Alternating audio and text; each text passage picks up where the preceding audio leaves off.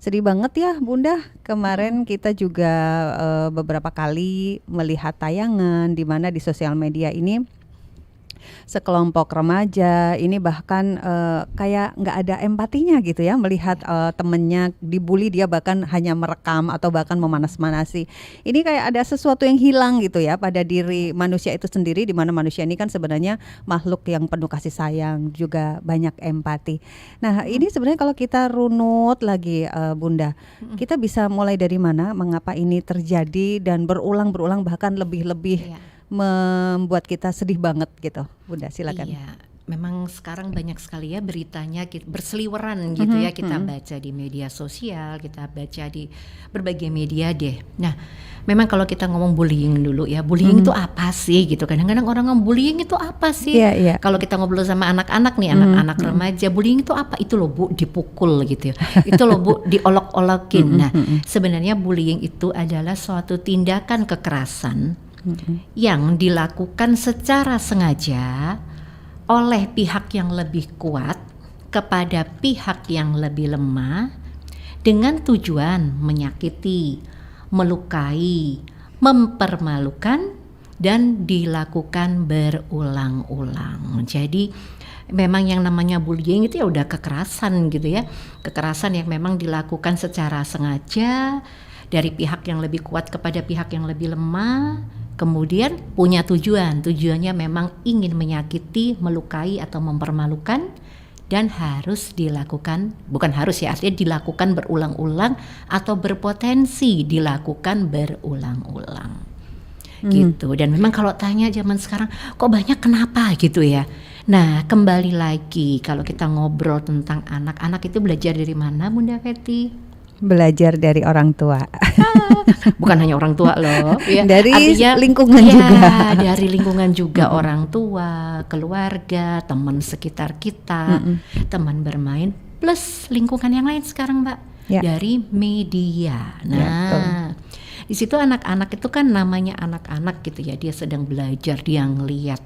Nah, kalau anak-anak melihat sesuatu dan tanpa juga dampingan dari kita sebagai orang tua, dari keluarga, dari lingkungan, bisa jadi mereka akan menganggap atau melakukan hal tersebut tanpa mereka tahu, oh ini bullying karena gini, beberapa kali saya bertemu dengan anak-anak sekolah, anak-anak baik yang masih SD, yang remaja, SMP, SMA gitu ya.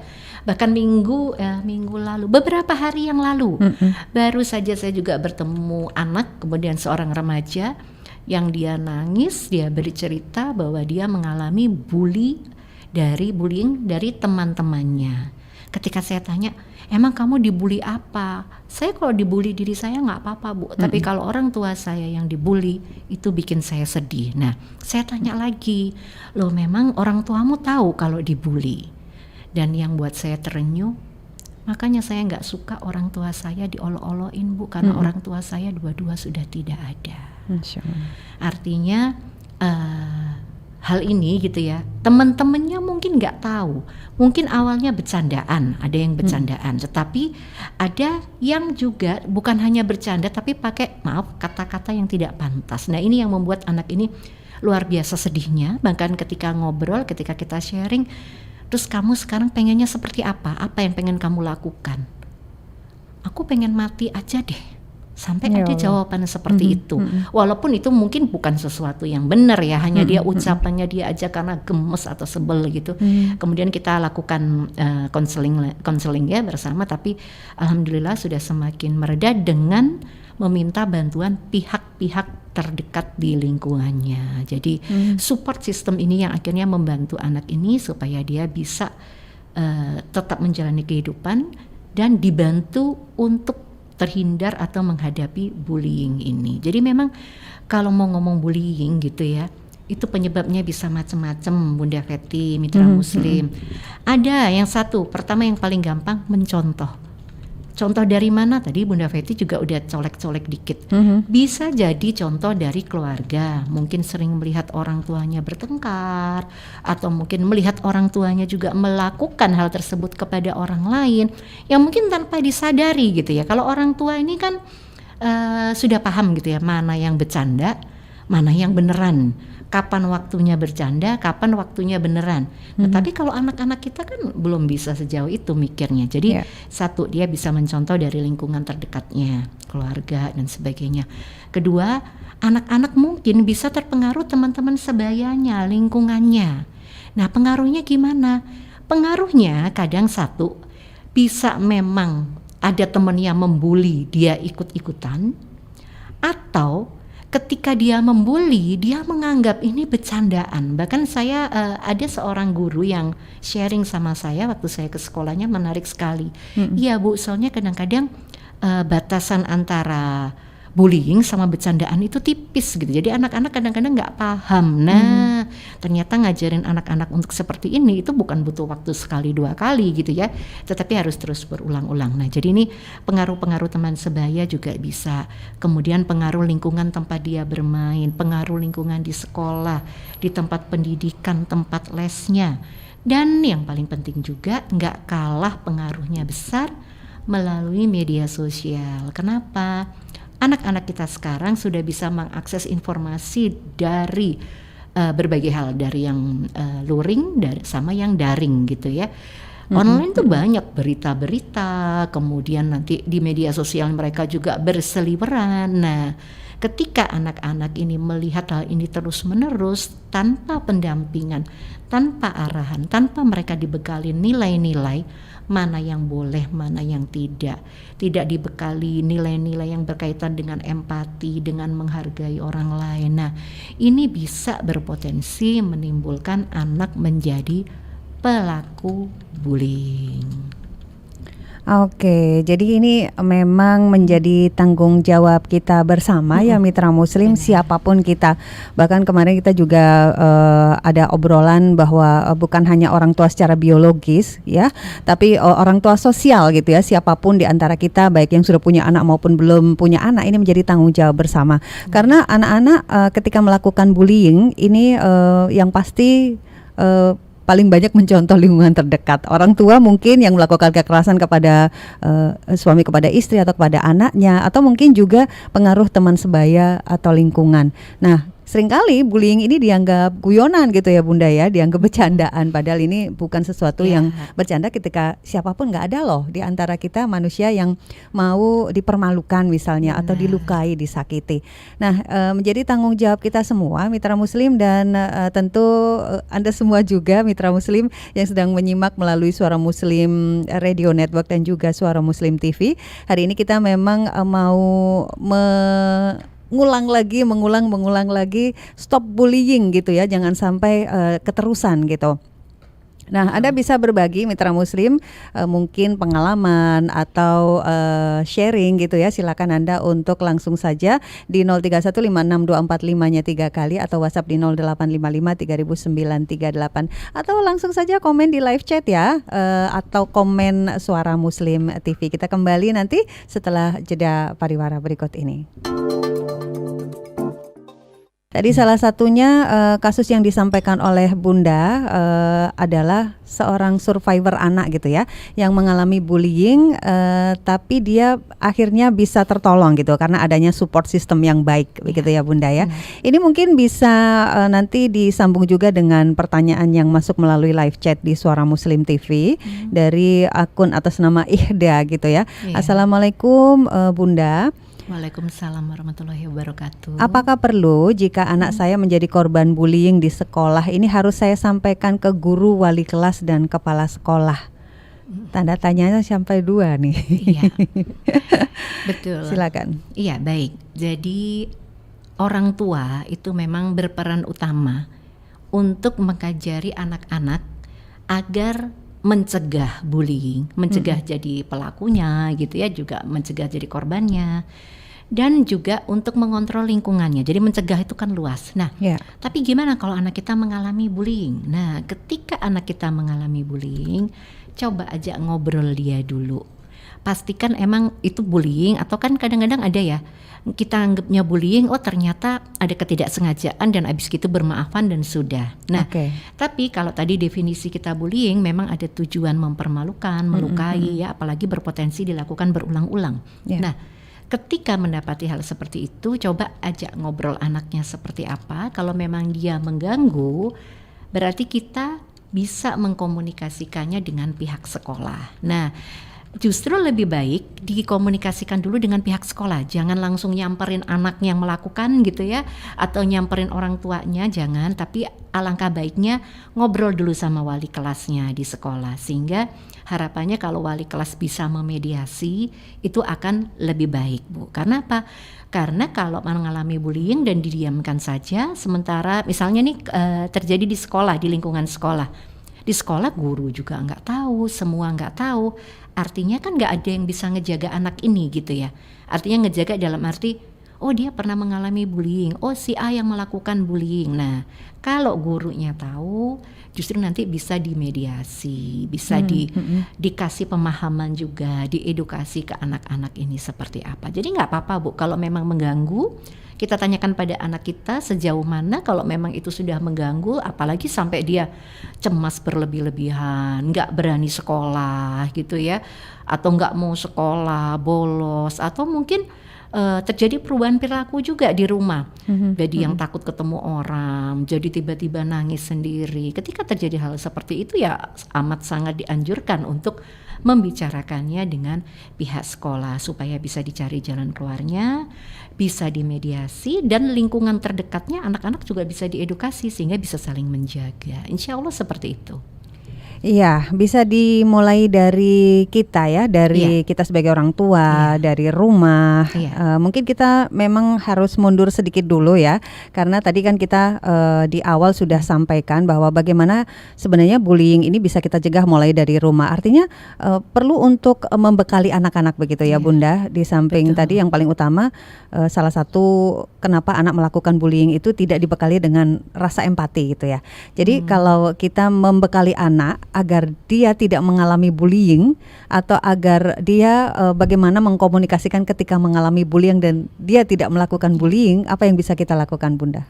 Iya, jadi seperti tadi yang Bunda katakan, jadi gini, ketika kita di rumah, makanya saya bilang apapun yang terjadi di saat sekarang, berbagai godaan, berbagai serangan, yang pasti kita berdoa ya, selalu kita pasti sebagai orang tua mendoakan anak kita tuh iya.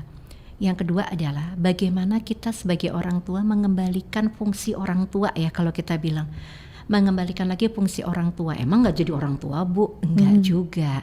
Tetapi fungsi-fungsi orang tua secara menyeluruh, artinya jadilah orang tua yang memang mendampingi anaknya. Bukan hanya bersama dia, bukan hanya pokoknya satu rumah, pokoknya ketemu, enggak. Tetapi bagaimana kita sering ngobrol sama anak-anak kita tentang berbagai hal. Karena lewat ngobrol sederhana itu, di situ kita bisa memasukkan nilai-nilai. Seperti tadi, ketika misalnya apa yang bisa kita lakukan, yang kita bisa lakukan, kita ngomongin tentang bullying. Apalagi kalau anaknya masih SD ya, Bu ya. Kita bisa ngomong TK juga nggak apa-apa. Kita ngomong, tahu dia pernah dengar nggak bullying? Oh iya Bunda, kita dengerin dulu. Apa sih penangkapan dia tentang bullying? Nah, kalau sudah, maka kita nanti bisa ngobrol sama dia, jelasin, ya dia bullying ini kayak gini, contohnya apa. Nah, berarti misalnya, nah kita bisa main role play. Misalnya adek diolok-olokin teman-temannya, misalnya gendut gitu. Kira-kira adek gimana? Oh nggak mau Bunda, yang adek rasain apa misalnya? Ya sedih, ya marah, masa aku dibilang gitu. Nah nggak enak kan, itu namanya dibully, nggak enak kan. Kalau gitu, kalau nggak enak, kita juga nggak boleh ngebully orang lain, nggak boleh ngolok-ngolokin orang lain. Ini sederhana ya, maksudnya menjelaskan tentang bullying dan kenapa nggak boleh. Nah kalau lebih panjang lagi bisa macam-macam lah, nanti memasukkan nilai-nilainya, sama Allah harus menjaga dan sebagainya itu nanti. Tetapi itu yang kita bisa lakukan. Satu, tentang bullying itu apa. Kedua, ajarkan anak apabila dia mendapatkan perlakuan bully atau dia menemukan temannya yang dibully, apa yang harus dia lakukan. Nah, ini perlu kita kasih tahu ke anak-anak, tentu saja bertahap, sesederhana apa ya, ngobrolnya sederhana sesuai tahap perkembangannya. Ngobrol sama anak TK sama anak udah SD kelas 6 kan pasti beda gitu. Nah, kita kasih aja, ya Dek, berarti kalau Adek lihat ada temennya yang gitu, dikasih tahu temen yang olok-olok, jangan gitu dong, nanti kan dia sedih, misalnya seperti itu. Kalau nggak bisa, kalau dia malah marah-marah, ya udah kamu nggak apa-apa bilang sama bu guru, nanti biar bu guru yang ngasih tahu, misalnya seperti itu. Nah, kita ajari kalau menemukan atau kamu mendapat perlakuan apa yang harus dilakukan. Nah, untuk mengajari anak salah satunya tadi menarik ya pertanyaannya tadi, Bunda siapa? Bunda yang dari tadi live YouTube. Ihda. Bunda Ida ya. Ihda. Nah, dari Bunda Ida perlu juga anak-anak diajak ngobrol, ditanyain dulu sebelum kita involve gitu ya. Adik, menurut adik gimana, mengganggu? Terus adik apa yang adik lakukan? Ya udah aku cuekin aja. Menurut adik dicuekin aja, dia udah nggak ganggu-ganggu lagi nggak? Ya kadang-kadang. Terus adik gimana? Ya tak biarin misalnya. Oke. Berarti ini Bunda perlu nggak ngomong sama bu guru? Apa adik sudah bisa ngatasin sendiri? Kadang-kadang hal sesederhana ini perlu sambil mengajarkan anak untuk dia punya dia berlatih, dia punya kemampuan untuk menghadapi ketika ada hal-hal seperti itu. Itu perlu kita obrolin. Tapi kalau tentunya sudah bahaya ya justru harus wajib gitu ya. Betul. Membahayakan itu wajib. Jadi mendidik anak-anak untuk memberi edukasi apa yang harus dia lakukan dan bagaimana cara mencegahnya. Cara mencegahnya sama temen, misalnya cara mencegahnya ya kamu sama temen harus bersikap baik ya, jangan suka marah-marah sama temenmu. Kalau ada temenmu yang nakal bukan berarti kamu boleh olok-olokin. Nah, tetap kita edukasi seperti itu. Dan satu lagi yang paling penting, beritahu anak-anak kalau terjadi dia harus segera melapor. Nah, kalau terjadi dia tambah mukulin Bunda, ya udah kalau gitu kamu harus cepet-cepet lari kemana? Lari di mana ada gurumu, di tempat yang rame. Terus kalau kamu sudah lari, kamu harus ceritakan pada gurumu, misalnya ada guru, ada satpam, ada siapa yang di dekat situ, kamu harus ceritakan biar segera dibantu. Jadi ini sederhana memang ya. Ini berlaku juga biasanya juga untuk anak-anak itu kalau di sekolah juga dapat tentang bagaimana sih ketika ada kekerasan, bagaimana mencegahnya, bagaimana melakukannya gitu nih. Ada teman-teman juga ini dari Pusbaga Surabaya juga ya, dari DP3 APPKB juga kebetulan ini Mbak Feti ke sekolah-sekolah juga gitu ya, ngajarin anak-anak tentang bagaimana mencegah kekerasan. Yaitu tadi begitu ada kekerasan langsung teriak, bilang nggak boleh teriak, tidak. Kalau dia masih melakukan hal yang membahayakan, segera lari. Cari pertolongan. Dan larinya kemana nih? Larinya cari pertolongan ke tempat yang ramai, ke tempat yang aman. Kita bisa melapor pada guru atau petugas keamanan terdekat. Begitu. Kadang yang ditakutkan anak-anak itu Bunda ketika melapor ini justru mereka di lain kesempatan akan disakiti lebih lagi ya. Ini ada beberapa juga yang menanyakan hal itu di live chat ya. Sebelumnya ini Bu Mai Farudin menyimak ya, Bunda, terima kasih Bu Mai. Kemudian atas nama Sakinah ya, Bunda Sakinah mungkin ya. Bunda, semoga selalu diberi kesehatan. Dan yang ditanyakan adalah bagaimana menyikapi orang tua yang selalu membuli mantu di depan umum. Ya itu nanti mungkin dibahas setelah jeda ya. Tapi yang paling penting ini ada juga pertanyaan dari atas nama Yulia ya. Bunda, apa yang harus dilakukan sebagai orang tua apabila mendapati anaknya menjadi korban bullying? Dalam hal ini memberikan motivasi agar anak tidak jatuh mentalnya. Pertanyaan yang sama melalui WA dari Bapak Rofianto. Apa saran bagi korban bullying ya untuk menyembuhkan diri sendiri? Tapi nanti dibahas setelah jeda ya Bunda. Bagaimana tentang mental anak ketika dia sudah pernah mengalami bullying ini tentu nggak gampang ya bagi anak itu sendiri dan juga bagi orang tua. Dan bullying memang bukan kepada anak-anak saja, salah satunya juga tadi disampaikan oleh Ibu Sakinah ya. Bagaimana kalau orang tua yang suka membuli mantu? Ini orang dewasa ini ya, berarti Masya Allah. Ya, nanti akan dibahas setelah jeda Bunda, dan Anda mitra muslim silakan untuk terus bergabung baik melalui 031562455-nya 3 kali, di WA di 0855300938 atau juga langsung di live chat ya di Suara Muslim TV. Kita jeda dulu, nanti kembali bersama Bunda Asteria Ratnawati Sarwensong. Ini sudah ada telepon yang masuk Bunda, kita terima dulu. Assalamualaikum. Waalaikumsalam warahmatullahi wabarakatuh. Iya. Sehat Mbak Fe? Alhamdulillah, saya dengan Feti. Oh Mbak Feti. Iya. Semoga Allah selalu memberi keberkahan. Alhamdulillah. Assalamualaikum Ustazah. Waalaikumsalam warahmatullahi wabarakatuh. Semoga panjang umur Ustazah. Amin. Amin. Kami selaku sesepuh sudah dipanggil Yangkong. Mohon tambahan Alhamdulillah. ilmu Ustazah. Masya Allah. Masya Allah. Nggih. Bagaimana caranya saya untuk menambah hati ini untuk jembar segara nih kata Jawa. Jadi harus sabar gitu. Kita satu rumah. Iya. Kadang-kadang sering bertengkar dengan ibunya anak-anak Iya. karena pola cucu. Kami punya putra 3 laki semua. Cucu yang satu karakternya berbeda-beda. Betul, betul. Ya. Lebih lama saya satu rumah itu dengan si bungsu. Sedangkan yang nomor 2 jarang. Kemudian yang nomor pertama itu kami sering menggunakan sistem pendidikan lama. Oke. Karena sistem sekarang ini dengan dunia maya itu kami sering tidak cocok dengan ayahnya dan bundanya. Tidak Ini cocoknya di mana ya, Pak? Karena apa? Pendidikan itu anak sorean sudah diajak tidur. Ya sebenarnya kami harus curhat itu perorangan gitu. Makanya saya pakai nama hamba Allah. Ya, sering tidak cocok itu terlalu dimanjakan. Oke. Ya, mestinya pagi harus segera bangun untuk siap-siap mandi. Ya, bahkan tidurnya itu terlalu larut malam. Didampingi sama bundanya itu pegang HP sampai jam 2 malam. Tapi kami menebak di dada ini. Sedangkan pola sistem pendidikan saya tempo dulu itu sangat menanamkan akhlak dengan budi pekerti, diajak untuk sopan santun terhadap orang tua. Kemudian malam mau berangkat tidur itu salaman, selamat tidur ayah, selamat tidur bunda. Itu saya mengajarkan ke anak-anak saya.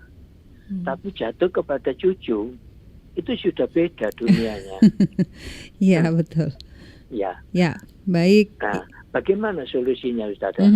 Saya harus, nah ini ibunya anak-anak menyarankan kalau menasihati cucu, menasihati mantu, jangan langsung, harus melalui suaminya.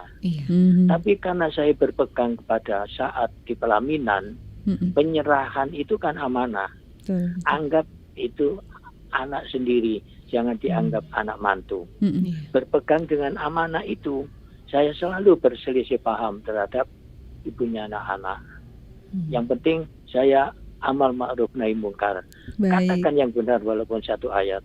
Saya demi untuk cucu saya untuk kembali kepada ajaran Islam yang sesungguhnya sesuai dengan ayah saya almarhum tempo dulu.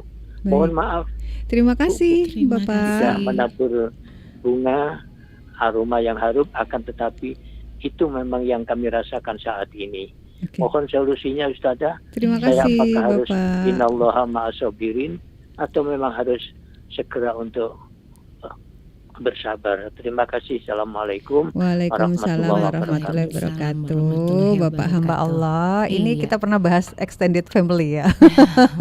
Jadi memang pasti adalah yang perbedaan-perbedaan. Tapi mungkin kita balik dulu ke yang tadi ya. Bagaimana agar anak-anak yang mungkin telah mengalami bullying itu tidak sampai terus-menerus jatuh mentalnya. Bagaimana kita menguatkan lagi anak-anak ini? Iya. Jadi kalau ngomong bullying tadi sambil saya jawab tadi ya, jadi masih ada yang kurang dikit tuh tadi. Jadi katanya kalau ngaduin dibilang cepu gitu ya, dibilang malah diolok-olokin. Nah, tentunya itu makanya tadi saya bilang ajak ngobrol anak dia. Jadi tergantung sejauh mana dulu. Kalau ternyata dia bisa ngatasi nggak ada masalah, tidak bisa ngatasin dan memang sudah tidak ada sesuatu yang berbahaya. Dia bisa ngatasin gangguan itu nggak ada masalah. Tapi kalau memang ternyata sangat mengganggu gitu ya, apalagi sampai mempengaruhi nggak mau sekolah, cemas dan sebagainya, itu justru harus dikomunikasikan dengan gurunya, wali kelasnya dulu paling tidak. Nah, kita nanti bagaimana ngobrol dengan wali kelas, ya kita minta supaya Bu, ini kita ngobrol ya Bu, tolong dibantu. Tapi nggak usah langsung ditegur, misalnya langsung ditegur anaknya, mamanya tadi datang loh ngomong, nggak usah. Nah nanti justru diskusi dengan pihak sekolah, cari cara bagaimana nanti pihak sekolah akan memediasi. Biasanya sih kalau pihak sekolah ini kan guru-guru ini insya Allah juga udah dibekali gitu ya dengan berbagai pelatihan, berbagai kemampuan gitu ya untuk bisa memediasi hal ini. Jadi justru harus ke wali kelasnya, jangan langsung ke anaknya, karena saya pernah nemuin gitu ya, malah anaknya yang dikejar jadi takut. Nah begitu anaknya takut, ngobrol orang tuanya yang ribut jadi antar orang tua gitu ya. Betul. Nah jadi nggak apa-apa. Jadi kalau menurut saya lebih baik diberitahu tapi dengan caranya dan nanti diskusi yang terbaik seperti apa. Nah kemudian yang berikutnya tadi ya Bunda Feti ya. Jadi kalau sudah jadi korban bully, ya korban bully ini dampaknya luar biasa. Makanya kenapa disounding terus yang namanya pencegahan bullying ya. Baik di tingkat pendidikan, di sekolah-sekolah, baik dimanapun juga. Karena ketika sudah mengalami bullying dampaknya bisa macam-macam, ada dampak yang ringan, sedang sampai dampak yang berat gitu ya. Yang pertama yang jelas ada dampaknya ke dampak mental, ke dampak psikis. Jadi cemas. Jadi kalau anak-anak sekarang bilang kadang-kadang kita jadi insecure loh Bu gitu ya. Nggak nyaman gitu. Bahkan bisa jadi depresi. Bisa juga kepercayaan dirinya juga turun ya. Bisa juga dampak fisik entah luka, memar dan sebagainya. Ada juga dampak yang berbahaya juga bahkan bisa sampai mengalami gangguan kejiwaan atau juga bisa kehilangan nyawa. Jadi bullying ini memang luar biasa. Sehingga ketika kita menemukan anak yang mengalami bullying misalnya atau anak kita, saudara, lingkungan, apa yang bisa kita lakukan? Nah kalau di psikologi ini ada yang namanya PFA Mbak, Psychological First Aid. Yang melakukan bukan harus psikolog gitu ya, tapi nanti bisa belajar inti-intinya ya. Psychological first aid artinya membantu seseorang secara psikologis. Jadi kalau fisik itu P3K ya. P3K kan ada nih, kalau ada yang luka udah cepet-cepet dibersihin, di plester. Nanti baru dibawa ke dokter misalnya seperti itu. Pertolongan pertamanya harus ada ya. Nah kalau menemukan anak-anak atau anak kita, yang kita lakukan pertama ya PFA dulu, psychological first aid. Kayak apa sih Bu gitu? Ada 3L. Satu look, lihat gitu ya. Lihat anak kita apa nih yang ada luka kah dalam di tubuhnya, atau dia terlihat cemas dan sebagainya. Nah kita lihat, amati, kemudian listen.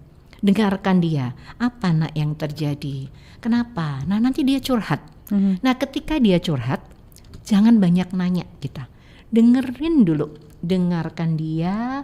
Begitu dia sudah didengerin cerita, oke, seperti ini, lalu ajak dia, bantu dia untuk oke, kalau kayak gini, kayaknya menurut kamu butuh bantuan nggak? Iya, aku tuh rasanya gini, aku jadi takut. Nah yang ketiga L kita linkkan dengan bantuan yang diinginkan. Misalnya dia mengalami krisis kepercayaan diri, mengalami sampai dia itu stres berat gitu ya, atau depresi, atau mungkin luka. Kalau luka-luka pasti yang awal kita lakukan segera dia dibawa ke rumah sakit atau ke klinik untuk mendapatkan pertolongan. Nah tetapi kalau secara mental gimana? Kalau secara mental sama, jadi kita tahu dia seperti apa. Kalau dari bercerita dia bisa ringan, dia bisa enak, kita bantu sendiri nggak apa-apa. Misalnya hal yang ringan ya, oke kalau gitu gimana? Aku pengen lapor guruku, tapi aku butuh ditemenin. Ya udah yuk tak temenin ngelapor ke gurumu. Artinya bisa ya, bisa kita lakukan. Tetapi kalau ternyata anak ini kondisinya nggak bagus, ketakutan terus, nggak mau sekolah, pola tidurnya malam jadi nggak bisa tidur, mimpi buruk, itu harus kita linkkan. Kita bisa ngobrol sama dia untuk mencari bantuan. Kemana? Macam-macam sesuai dengan kebutuhannya.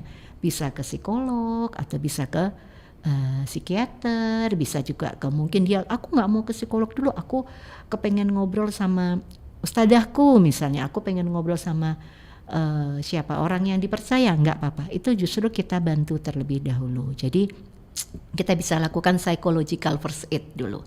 Yang paling utama adalah look, lihat dulu ada luka, terus dia kayak gimana kondisinya, kemudian listen, mendengarkan, dengarkan aja, karena Dengan seseorang menceritakan ketakutannya, menceritakan kecemasannya, apa yang terjadi, paling tidak itu sudah mengurangi ketegangannya. Paling nggak bisa keluar dulu, itu udah lebih baik. Baru setelah itu kita dampingi dia, kita ajak dia untuk meminta bantuan. Nah, terus apalagi Bu, kalau saya bisa di rumah saya sudah saya PFA nih, tapi dia nggak perlu deh kayaknya ke dibawa ke profesional, tapi dia tiap hari saya ajakin ngobrol, saya semangatin juga nggak apa-apa. Artinya ketika ada korban bullying, dengarkan ceritanya, dampingi dia, support system ya, dampingi dia. Artinya mulai dia diajakin ngobrol, dibangkitkan lagi kepercayaan dirinya, diajarin dia oke, berarti kalau kayak gini apa yang harus kamu lakukan, nanti kalau menemui seperti ini lagi kamu harus bagaimana, itu dulu dilakukan, nggak apa-apa Bunda. Tapi kalau memang sudah mempengaruhi mentalnya, sudah mempengaruhi dia sampai pola perilakunya, sikapnya, itu lebih baik meminta bantuan pada profesional. Kenapa? Karena beda-beda gitu ya, kondisi orang beda-beda itu. Baik, kalau luka secara fisik saja segera kita tangani dengan P3K. Jadi secara mental pun ada ya Mitra Muslim, PFA, Psychological First Aid. Jadi look, listen, link gitu. Lihat apa yang terjadi pada dia, kemudian mungkin ada luka-luka secara fisik dan mental, kemudian listen dan link. Kita ke Kilas Warta dulu ya, Bunda dan Mitra Muslim, nanti akan disambung lagi. Ada beberapa pertanyaan lagi yang belum dibahas. Di akhir sesi nanti akan kita sambung lagi bersama Bunda Astiria Ratnawati Sarinsong. Kita harus bilang stop bullying gitu ya, karena ini sudah kayak darurat bullying ya Bunda. Kalau kita lihat semakin bikin kita prihatin, sedih gitu ya melihat kondisi anak-anak yang mengalami bullying atau juga yang melakukan bullying ini sendiri. Nah, PFA-nya atau Psychological First Aid-nya ini tadi look, listen, kemudian juga link gitu. Link tadi berarti kita melihat dulu apa yang menjadi kebutuhan anak-anak begitu ya Bunda? Iya, jadi kita hubungkan gitu ya. Misalnya kayak tadi, anak saya ini kok abis jadi korban bully kok sekarang jadi pemurung, jadi takut sekolah dan sebagainya. Nah itu kan berarti secara mentally dia membutuhkan bantuan gitu, karena mungkin ada hal yang masih dia simpen, masih ada ketakutan seperti itu. Kalau misalnya luka-luka, kelihatan luka-luka, ya udah dilingkan langsung, berarti harus dibawa ke fasilitas kesehatan seperti itu. Baik, terima kasih juga Pak Aan, kemudian Umu Yayan dan Umi Maryam yang sedang menyimak ya. Alhamdulillah. Sudah lama nih nggak kedengaran. Iya Pak Aan, Masya Allah. Mudah-mudahan nanti ketemu waktu ini ya, jumpa penyiar juga di Halal Fest nanti insya Allah. Nah kita langsung saja bahas tentang yang ini bukan anak-anak yang mengalami bullying tapi orang dewasa gitu ya. Kalau kepada mantu atau kemudian tadi yang ada bapak hamba Allah yang sering berbeda pendapat gitu ya dengan juga ya. Baik, silakan. Iya. Jadi bullying ini bukan hanya kepada anak-anak, kita dengarnya anak-anak dan remaja ya, tetapi bisa terjadi pada siapa saja termasuk kita yang orang dewasa seperti itu. Nah, bagaimana kayak tadi suka dibully sebagai mantu apa dibully mantu itu tadi ya? Mantu dibully oleh mantu orang dibully. tua. Iya, baik. Mungkin kita bisa lebih meluruskan sedikit gitu ya. Ketika dibully, kalau urusannya keluarga atau urusannya mantu dengan anak, nah ini alangkah baiknya bisa dibicarakan dengan pasangan. Betul. Kenapa? Karena gini, mantu itu kan berarti orang lain yang hadir dalam keluarga seseorang gitu ya, anak mantu. Nah, karena menikah dengan anaknya, sehingga alangkah baiknya persoalan-persoalan yang terkait dengan keluarga pasangan itu diselesaikannya melalui pasangan kita. Kenapa? Satu, pasangan kita yang lebih tahu seperti apa sih karakter orang tuanya gitu, dan pasangan kita akan lebih tahu kapan sih enaknya bisa ngobrol sama orang tuanya. Nah, alangkah baiknya dibicarakan dulu dengan pasangan, kemudian dicarikan cara. Tentu saja ketika kita menceritakan dengan pasangan, pastikan kita ngobrolin persoalannya gitu ya. Jangan kita, itu loh ibumu tuh mesti loh kayak begitu. Nah, kalau belum apa-apa kita awali pembicaraan kita pada pasangan itu langsung begitu, secara tidak sadar orang itu defense, langsung dia menutup diri. Nah emang kenapa? Itu kan ibuku, malah jadi ribut, masalah nggak terselesaikan. Tapi artinya cari waktu yang tenang, yang enak, ngobrol apa yang terjadi. kita ngobrol, aku udah berusaha sih, aku harusnya kayak gimana, Mas nanti bantuin dong, tolong dikomunikasiin sama ibu misalnya. Nah itu dibicarakan. Sama seperti dengan Bapak hamba Allah, ya Bapak, ketika anak sudah menikah itu berarti dia sedang membentuk keluarga baru, di mana kita sebagai orang tua, yang namanya orang tua, kalau ibu saya kalau bilang walaupun anaknya sudah gede, udah dewasa gitu ya, cucu-cucunya juga ini tetap aja anak gitu. Artinya sebagai orang tua wajar yang Bapak rasakan, aduh anakku kan harusnya seperti ini, cucuku harusnya seperti itu wajar Bapak, wajar sekali. Tapi sambil kita harus belajar Pak, bahwa ada hal-hal yang mungkin kita nggak bisa mencampuri secara langsung. Artinya sama seperti tadi yang mengkomunikasikan dengan pasangan. Kalau Bapak merasa ada yang tidak pas, alangkah baiknya Bapak ngobrol justru dengan putra atau putri Bapak kandung.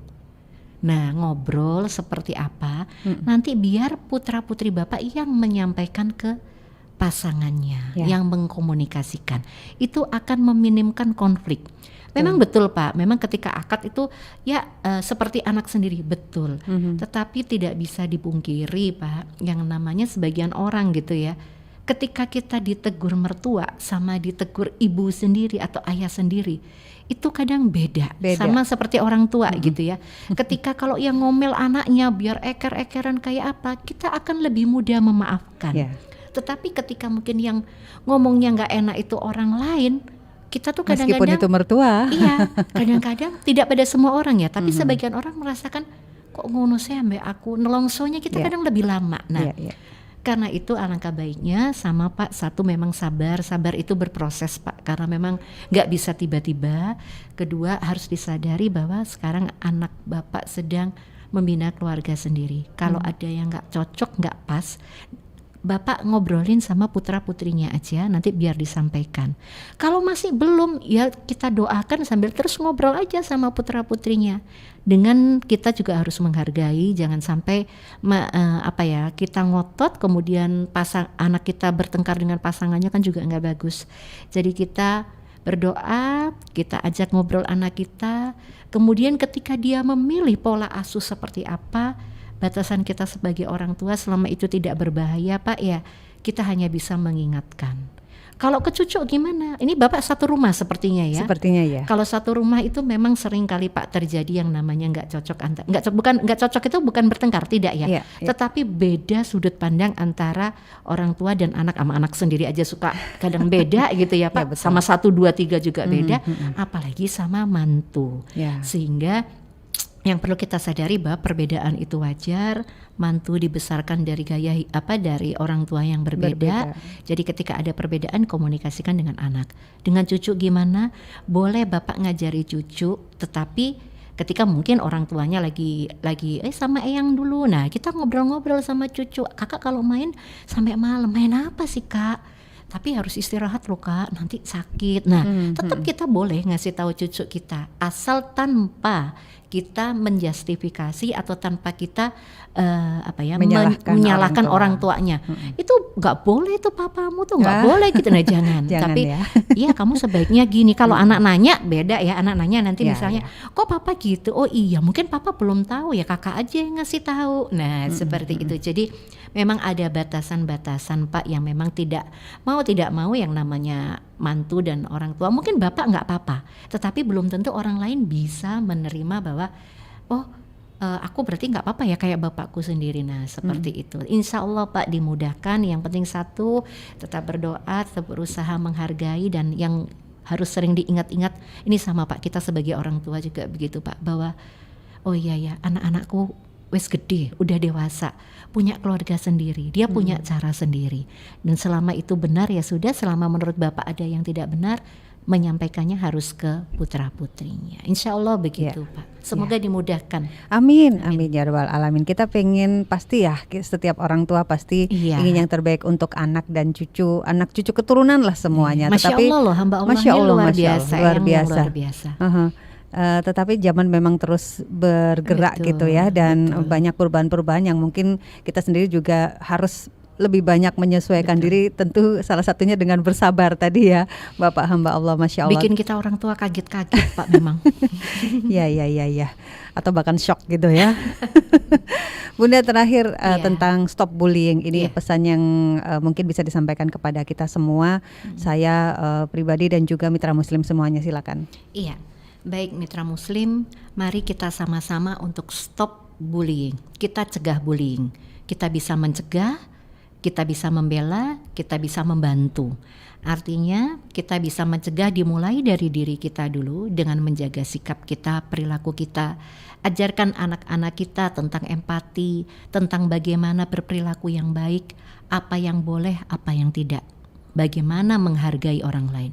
Itu penting, bukan hanya diajarkan dengan kata-kata, tapi kita contohkan sebagai orang tua dengan perbuatan kita, sikap kita. Karena kadang-kadang mungkin nggak sengaja di rumah kita, walah ndut gitu ya. Emang bercanda gitu ya Pak. Tapi kadang-kadang kita lupa bahwa ops ini nggak boleh nih seperti itu. Nah jadi kita ajarkan dengan baik, kita masukkan nilai-nilai agama. Jadi saya kalau bilang kita tetap berdoa sama Allah harus, tetapi kita sebagai orang tua kita terus harus memasukkan nilai-nilai agama dalam kehidupan anak-anak. Jadi dalam bagaimana dia berbuat, bertingkah laku, menjaga perasaan orang lain itu kita bisa masukkan di situ. Bukan harus selalu terbatas hanya mengaji, terbatas hanya mengikuti tausiah, tapi juga dimasukkan ke dalam kehidupan sehari-hari. Insya Allah sama-sama kita cegah bullying dan kita bantu ketika memang ada yang menjadi korban. Kita bantu dan jangan lupa anak-anak juga dikasih tahu ya, Bunda Fetty dan mitra muslim yang lainnya, kalau mau lapor itu harus lapor kemana, kalau mau cari bantuan kemana, itu perlu diberitahukan ke anak-anak. Jadi misalnya contoh kayak di kota Surabaya itu kita ada nomor-nomor yang bisa dihubungi, ada 112 ya, layanan satu atap itu. Terus kemudian kalau ada kita melihat hal-hal yang berbahaya sampai menyakiti, ada juga 110 ya, teleponnya kepolisian gitu ya. Ada juga kalau pengen konseling bisa ke Puspaga dan sebagainya, itu ada nomor-nomornya. Nah dari berbagai kota, dari semuanya, silakan teman-teman ajarkan, bekali anak-anak kemana dia harus melapor. Selain pengetahuan yang awal tadi ya, pengetahuan bagaimana ketika mendapatkan bullying, harus apa yang harus dihindari, harus melapor kemana. Nah ini segera perlu diajarkan ke anak-anak kita supaya kita sama-sama bisa mencegah bullying. Ya, tentu ini butuh effort yang luar biasa ya buat kita para orang tua, baik yang di rumah maupun di sekolah maupun di masyarakat dimanapun ya. Nggak boleh berhenti. Ya, nggak boleh berhenti. Gitu. Orang tua sosial ini juga harus terus bergerak gitu ya. Dan alhamdulillahnya memang ada kita wadah untuk bagaimana mencari pertolongan seperti disampaikan oleh Bunda tadi. Bunda terima kasih banyak hari ini, Masya Allah, sudah mengingatkan kita kembali bahwa kita masih punya PR loh tentang bullying ini dan kita bisa mencegahnya mulai dari rumah. Terima kasih Bunda sekali lagi. Sehat selalu. Assalamualaikum warahmatullahi wabarakatuh. Waalaikumsalam warahmatullahi wabarakatuh.